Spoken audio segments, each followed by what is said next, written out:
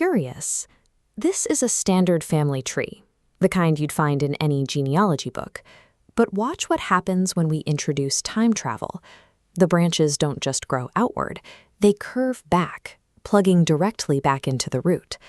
This impossible geometry is the life of Sheila Monroe. An orphan searching for her past, Sheila enlists two travelers, Artix and Joey, to take her back 30 years to find the parents who left her behind. This chart represents the standard biological rule for human existence.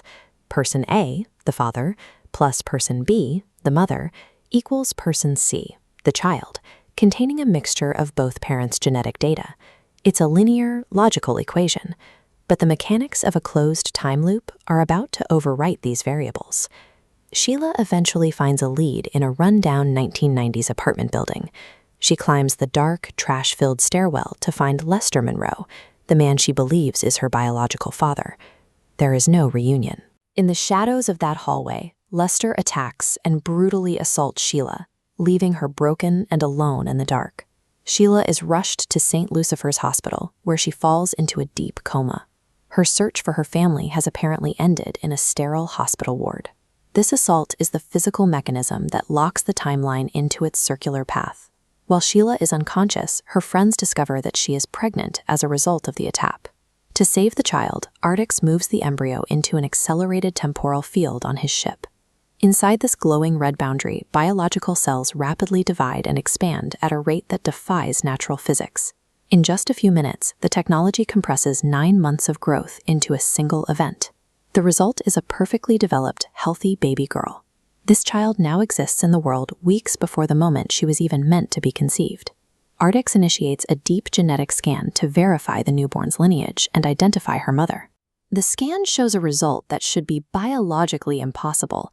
The baby's DNA isn't a combination of two separate people. It is a 100% identical match to the adult Sheila. The architect of this anomaly is Harold Baxter. Baxter used a mind-altering drug called malacaine, a chemical used by assassins to induce a state of uncontrollable psychotic rage. Baxter targeted Lester Monroe, injecting him with the drug to force the assault on the time-traveling Sheila. Look back at our original equation. By orchestrating this attack, Baxter erased the unknown mother, variable B, and replaced her with the adult Sheila. The equation now reads person A plus person C equals person C. This creates a closed genetic circle. Sheila is her own biological mother, existing as both the parent and the child simultaneously.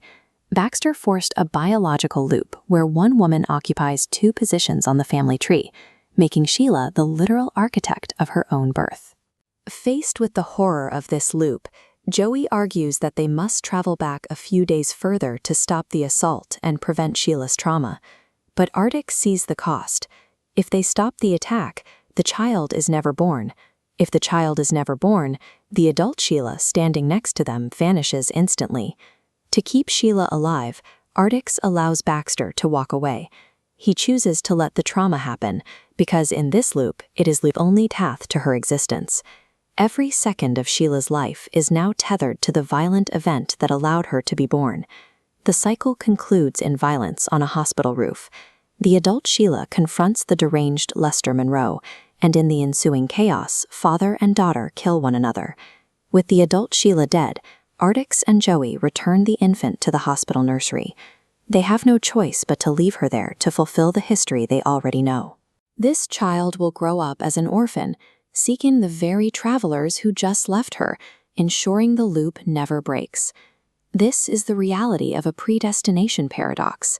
In time travel, the attempt to solve the mystery of your past is often the very thing that writes it.